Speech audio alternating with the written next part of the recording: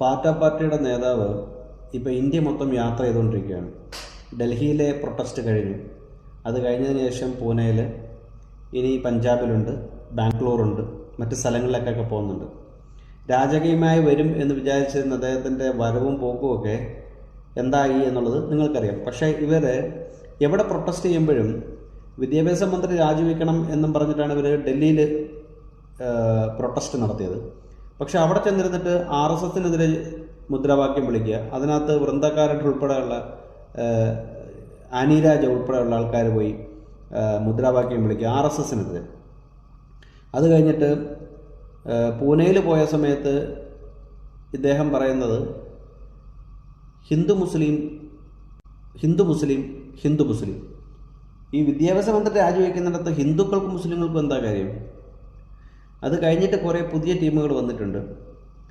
അവർ Umar ഖാലിദിനെ support ചെയ്യുന്ന വ്യക്തികളാണ്. Okay, അത് അവരുടെ ചോയ്സ്.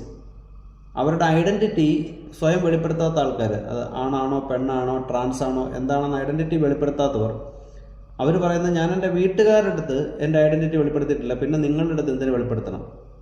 ഇവരാണ് സ്വന്തം ഐഡൻറ്റിറ്റി വെളിപ്പെടുത്താൻ തയ്യാറാവാത്തവരാണ് യുവാക്കൾക്ക് വേണ്ടിയിട്ട് ഇറങ്ങിയിരിക്കുന്നത്. അതിലുപരി AI ആർട്ടിഫിഷ്യൽ ഇൻ്റലിജൻസിനെ കുറിച്ച് വരാൻ പോകുന്ന അല്ലെങ്കിൽ ഭാവിയിൽ പ്രധാനമന്ത്രി ആകാൻ ആഗ്രഹിക്കുന്ന ഒരു നേതാവ് പറയുന്നതും രാജ്യം ഭരിക്കുന്ന എഡ്യൂക്കേറ്റഡ് മിനിസ്റ്റർ വേണം എന്ന് വാദിക്കുന്ന ആൾക്കാർക്ക് ഓപ്പോസിറ്റ് നിൽക്കുന്ന രാജ്യം ഭരിക്കുന്ന ഇന്ത്യയുടെ പ്രധാനമന്ത്രി ഈ AI കുറിച്ച് പറയുന്നതും തമ്മിലുള്ള വ്യത്യാസം നിങ്ങൾ തന്നെ ഒന്ന് കേട്ടോ.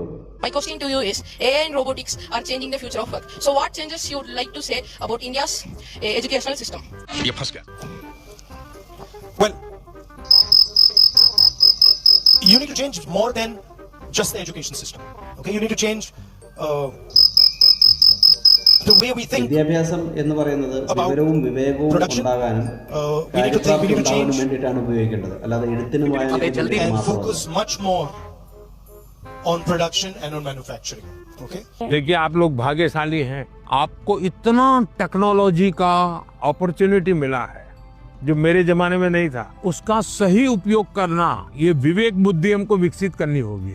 AI आपकी ताकत को बढ़ाने वाली होनी चाहिए. AI का उपयोग कैसे करें? एक तो होता है कि मैं AI को ये कहूँ कि फलानी बायोग्राफी है, उसका मुझे मेन पॉइंट बता दो, तो AI बता देगी 10 पॉइंट, और मुझे लगा मुझे बहुत ज्ञान हो गया, गाड़ी चल जाएगी, दोस्तों के साथ भी गप्पे मारने तो बड़े आगे थे. आपने AI का उपयोग किया, लेकिन इससे आपका लाभ हुआ क्या? नहीं हुआ. लेकिन